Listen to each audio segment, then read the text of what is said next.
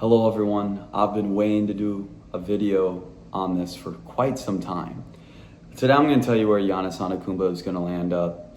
And I've been doing a lot of different breakdowns, simulations, scenarios. I've asked a ton of people about it.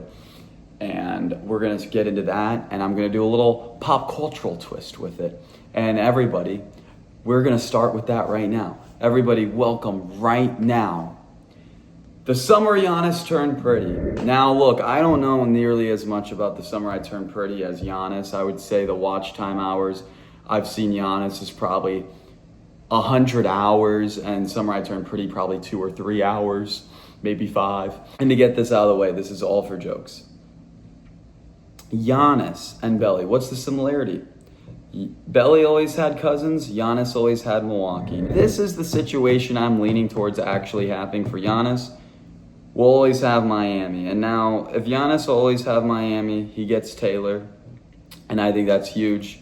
And actually, Steven ended up with Taylor. So he gets Steven and Taylor, and they all have fun in Miami. All right, now to the real news. Thank you, everyone, for watching that. It's going to come down to Boston, Miami. I think Giannis prefers Miami over Boston. And Milwaukee, I think, just wants him gone, quite honestly. And it's not a good relationship. From Milwaukee's standpoint, they have had Giannis play 63% of his games the last 2 seasons. He's going to be 32 years old in season. And on Giannis' standpoint, he's making a case, well, I've had about 5 different head coaches in my NBA career, a lot of different voices, and it hasn't worked.